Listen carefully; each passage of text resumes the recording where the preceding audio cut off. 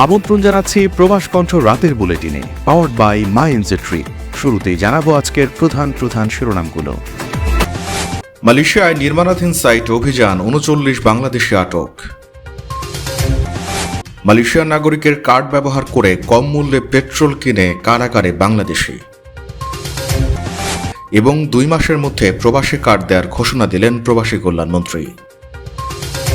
দেখছিলেন শিরোনাম, এবার বিস্তারিত। আপনিও কি আপনার নেক্সট ট্রিপ প্ল্যান করছেন? তাহলে আপনার জন্যই মাই এনজে ট্রিপ, যেখানে এয়ার টিকেটস এবং হোটেল সব পাওয়া যাবে এক প্ল্যাটফর্মে, with a very affordable fares and endless options. With my NJ trip আপনার ভ্রমণ হবে একদম নিশ্চিন্তে।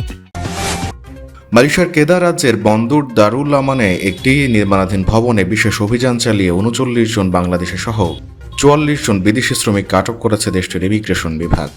গতকাল অপারেশন সাপো নামক এই অভিযানে তাদের আটক করা হয়। কেদার রাজ্য ইমিগ্রেশন বিভাগের তথ্য অনুযায়ী গোপন সংবাদ ও গোয়েন্দা তথ্যের ভিত্তিতে গতকাল সকাল ১০টা ৫০ দিকে ওই নির্মাণাধীন বাণিজ্যিক ভবনটিতে অভিযান চালানো হয়। ১২ জন কর্মকর্তার সমন্বয়ে গঠিত একটি দল এই অভিযান পরিচালনা করে। অভিযান চলাকালীন ৪৭ জনের নথিপত্র পরীক্ষা করা হয়, যার মধ্যে ৩ জন স্থানীয় মালয়েশিয়ার নাগরিক এবং ৪৪ জন বিদেশি নাগরিক ছিলেন। আটককৃতদের মধ্যে ৩৯ জন বাংলাদেশি, ৪ জন ইন্দোনেশিয়ান এবং ১ জন ভারতীয় নাগরিক রয়েছেন।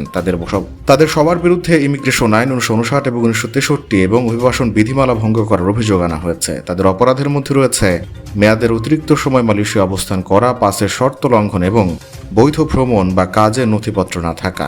আটককৃত সকল বিদেশি নাগরিককে পরবর্তী আইনি প্রক্রিয়ার জন্য বর্তমানে বেলান্তিক ইমিগ্রেশন ডিপোতে রাখা হয়েছে। এছাড়া তদন্তের প্রয়োজনে একজনকে সাক্ষী হিসেবে তলব করা হয়েছে। মালয়েশিয়া জুড়ে অবৈধ প্রবাসীদের বিরুদ্ধে ইমিগ্রেশন বিভাগের এই কড়া অভিযান অব্যাহত রয়েছে বলে সংশ্লিষ্ট কর্তৃপক্ষ জানিয়েছে। মালয়েশিয়ায় থাকেন, আন্তর্জাতিক কর্মপরিবেশে স্মার্ট ও সফল ক্যারিয়ার করতে প্রস্তুত, তবে আপনাকে খুঁজছে প্রাণ মালয়েশিয়া। সমগ্র মালয়েশিয়া জুড়ে বিভিন্ন পদে আপনি হতে পারেন আমাদের পরবর্তী টিম মেম্বার। আপডেটেড সিভি সহ হোয়াটসঅ্যাপ করুন এই নম্বরে। মালয়েশিয়ার কেদার রাজ্যের বালিং জেলার কুপাং এলাকায় ভর্তুকিযুক্ত বুদি মাদানি রন 95 পেট্রোল কেনার অপরাধে এক বাংলাদেশি পেট্রোল স্টেশন কর্মীকে আটক করেছে পুলিশ। ১১ মে অ্যাস্ট্রো আমানির এক প্রতিবেদনে বলা হয়, বালিং জেলা পুলিশের প্রধান সুপারিনটেন্ডেন্ট ব্র্যান্ডন রিচার্ড জো জানান, সোলাঙ্গোর থেকে আসা ৫৭ বছর বয়সী এক ব্যবসায়ীর দায়ের করা অভিযোগের ভিত্তিতে ওই বাংলাদেশি নাগরিককে আটক করা হয়।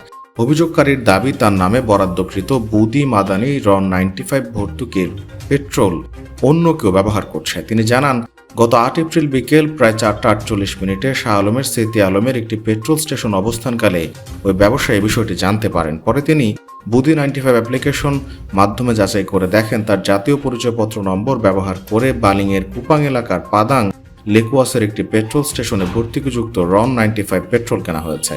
পুলিশের তদন্তে জানা যায়, গত ১৮ মার্চ থেকে ৮ এপ্রিল পর্যন্ত মোট ৬ বার অভিযোগকারীর পরিচয়পত্র নম্বর ব্যবহার করে ৩০৯.০৩৮ লিটার রন 95 পেট্রোল নেওয়া হয়েছে, যার মূল্য ১,২৪২ রিঙ্গিত ৩৩ সেন্ট। এ ঘটনায় ৩৪ বছর বয়সী বাংলাদেশি নাগরিক, যিনি পেট্রোল স্টেশনের ক্যাশিয়ার হিসেবে কর্মরত ছিলেন, তাকে ৪ দিনের রিমান্ডে নেওয়া হয়েছে। প্রতারণার অভিযোগে মালয়েশিয়ার দণ্ডবিধির ৪২০ ধারায় তার বিরুদ্ধে তদন্ত চলছে।